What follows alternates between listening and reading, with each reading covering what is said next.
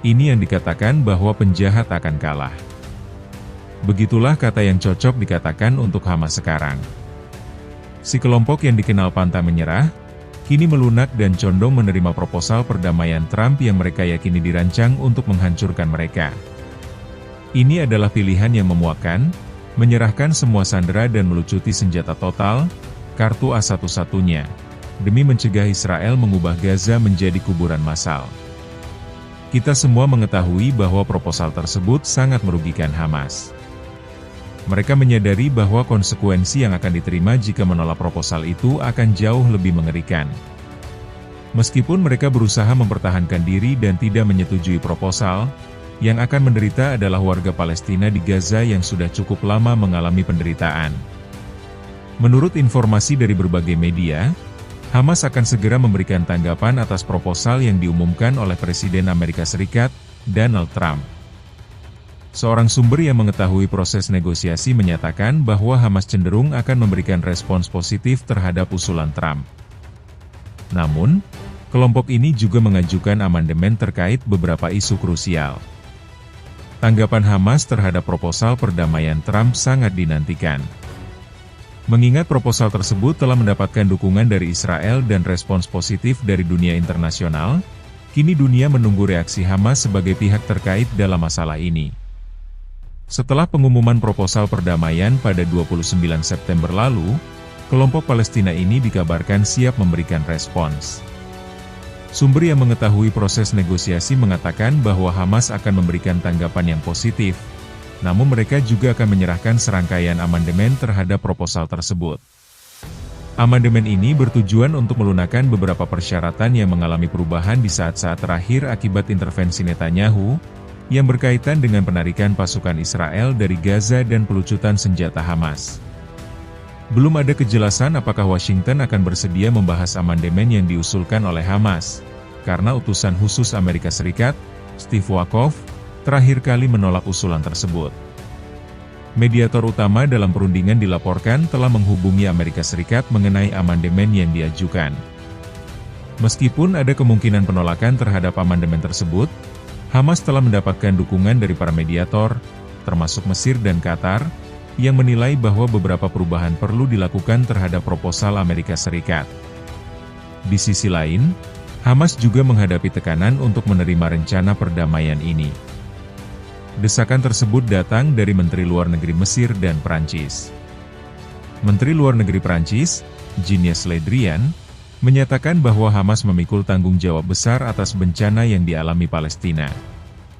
Menurutnya, Hamas telah kalah dan perlu menerima kenyataan tersebut. Netanyahu sebelumnya mengumumkan perubahan yang memperlambat dan membatasi penarikan pasukan Israel dari Gaza dalam proposal perdamaian tersebut. Selain itu, Tel Aviv juga memperketat persyaratan mengenai pelucutan senjata Hamas dan demilitarisasi Gaza.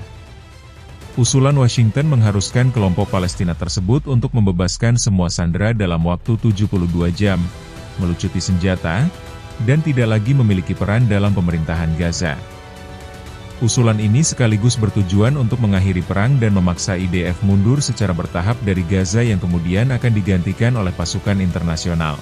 Pemimpin de facto Hamas di jalur Gaza, Yahya Sinwar, menunjukkan penentangannya terhadap rencana Trump.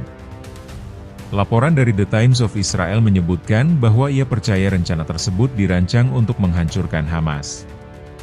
Terlepas dari apakah mereka mendukung proposal itu atau tidak, ia juga menyatakan kesiapan untuk memerangi Israel.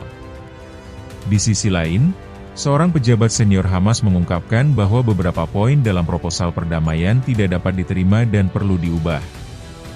Ia menegaskan bahwa tanggapan resmi akan diberikan setelah berkonsultasi dengan faksi-faksi Palestina lainnya. Hamas juga telah menyampaikan kekhawatiran mereka kepada Qatar dan Mesir sebagai mediator perundingan, dan keduanya dilaporkan merasa kesal atas perubahan yang diizinkan oleh Amerika Serikat pada detik-detik terakhir sebelum proposal diumumkan. Menteri Luar Negeri Mesir, Badr Abdelatty, mengungkapkan bahwa masih banyak celah yang perlu diperbaiki dan didiskusikan. Ia memperingatkan bahwa konflik akan semakin meningkat jika Hamas menolak proposal perdamaian. Oleh karena itu, Abdalati menyatakan bahwa pihak mediator sedang berupaya intensif untuk memastikan rencana tersebut terlaksana dan mendapatkan persetujuan dari Hamas. Selain Hamas, kelompok Jihad Islam Palestina, PIJ, juga menunjukkan keterbukaan terhadap rencana tersebut. Meskipun mereka sebelumnya mengeluarkan pernyataan menolak proposal yang diumumkan oleh Trump, kini mereka mulai melunakkan sikap mereka. Wakil Sekretaris Jenderal PIJ, Muhammad Al-Hindi, menyatakan bahwa kelompok tersebut menginginkan perubahan signifikan pada rencana tersebut, termasuk penarikan pasukan Israel yang dijadwalkan secara jelas terkait dengan pembebasan para sandera. Proposal perdamaian yang diajukan oleh Trump telah mendapat dukungan dari Israel dan negara-negara Arab serta Barat. Sementara itu, Hamas dinilai terbuka, tetapi mereka akan mengajukan amandemen, khususnya terkait syarat pelucutan senjata dan penarikan pasukan Israel. Mediator dari negara Arab telah menekan Hamas agar menerima proposal perdamaian tersebut. Namun, resistensi internal Hamas menunjukkan bahwa kesepakatan mengenai proposal perdamaian masih jauh dari kata pasti. Beberapa media melaporkan bahwa pemimpin militer Hamas, Yahya Sinwar, menunjukkan sinyal penolakan terhadap proposal Presiden Amerika Serikat Donald Trump yang berisi 20 poin kesepakatan damai untuk Gaza. Di sisi lain, sebagian pemimpin politik Hamas di Qatar tampak bersedia untuk menyepakati proposal damai Trump asalkan ada penyesuaian tertentu. Meskipun mereka menyetujui proposal tersebut, para pemimpin politik Hamas di Qatar memiliki pengaruh yang terbatas terhadap kelangsungan kesepakatan karena mereka tidak memiliki kendali atas puluhan sandera yang masih ditahan di Gaza. Nasib para sandera tersebut ada di tangan sayap militer Hamas di Gaza, yaitu Brigade Al-Qassam. Presiden Amerika Serikat Donald Trump telah mengajukan proposal perdamaian Gaza yang berisi 20 poin kesepakatan setelah bertemu Perdana Menteri Israel Benyamin Netanyahu pada 29 September 2025. Kesepakatan ini menyoroti 5 aspek besar rencana perdamaian untuk Gaza di masa depan, termasuk gencatan senjata segera, pelucutan senjata, kendali Hamas di Gaza, penarikan pasukan Israel, pembebasan sandera, dan rekonstruksi Gaza. Sejumlah negara Arab dan Islam mendesak Hamas untuk menerima kesepakatan tersebut. Namun, meskipun Hamas menghadapi tekanan dari berbagai pihak, perbedaan sikap tetap muncul. Pemimpin Brigade Al-Qassam, Yahya Sinwar, menolak keras proposal Trump yang diyakininya dirancang untuk melemahkan Hamas. Terlepas dari kemungkinan penerimaan atau penolakan oleh kelompok ini, ia menegaskan bahwa mereka akan terus berjuang. New York Post melaporkan pada 2 Oktober 2025 bahwa Sinwar meminta para negosiator di Qatar untuk menolak kesepakatan itu. Bersama Sinwar, Jihad Islam Palestina juga menolak rencana tersebut. Ia menegaskan bahwa pasukannya akan terus melanjutkan perang melawan Israel di Gaza.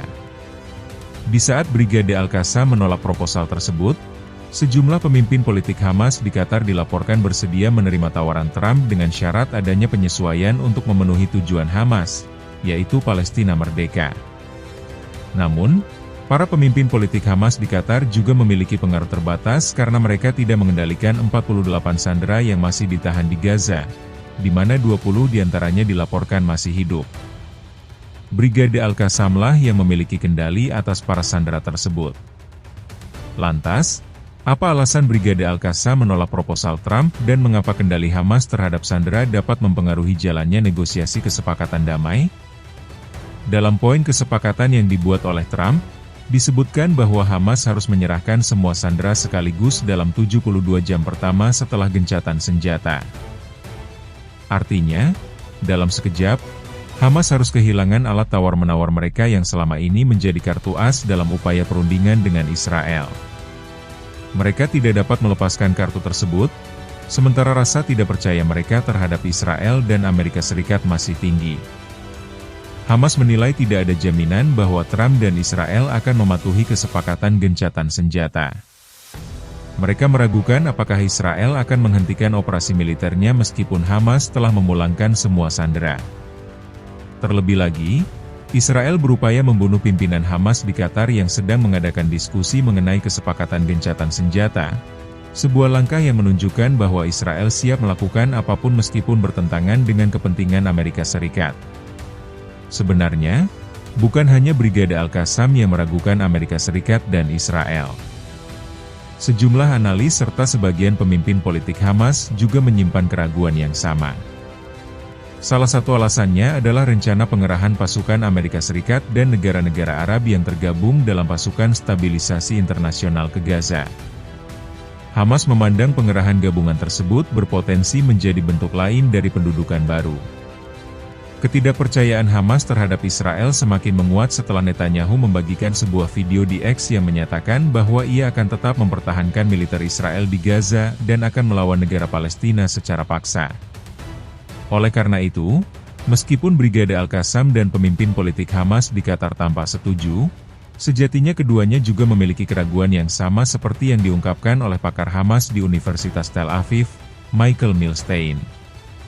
Intinya, ketidakpercayaan antara Hamas dan Israel menjadi hambatan utama bagi tercapainya kesepakatan. Hamas enggan menyetujui kesepakatan untuk menyerahkan satu-satunya alat tawar mereka, yakni sandera, karena tidak percaya kepada Israel.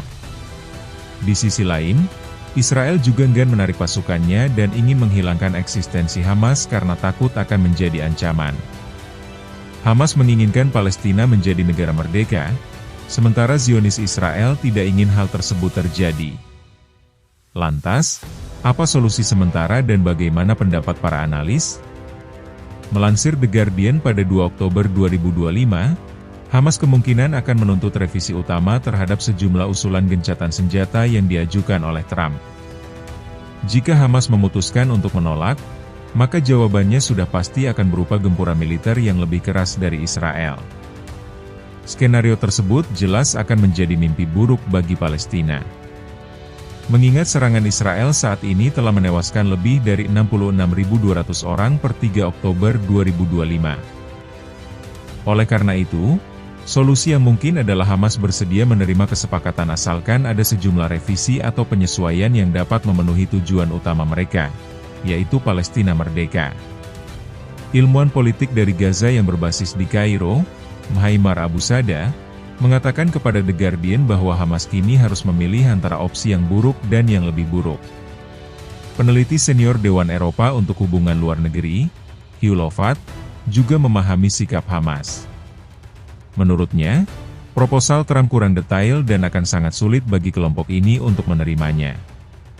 Perbedaan sikap antara sayap militer dan politik Hamas tampak sebagai retakan, tetapi sejatinya keduanya berdiri di atas satu landasan yang sama, yaitu ketidakpercayaan terhadap Israel dan Amerika Serikat.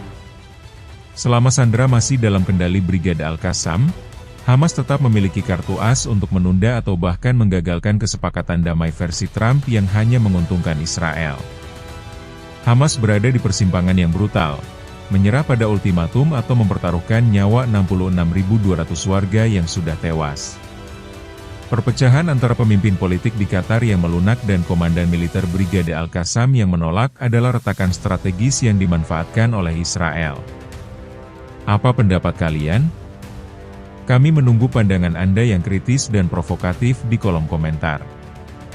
Jangan lupa untuk like, komentar, dan subscribe channel ini agar terus berkembang dan dapat memberitakan peristiwa-peristiwa penting yang tidak diungkap oleh media lain.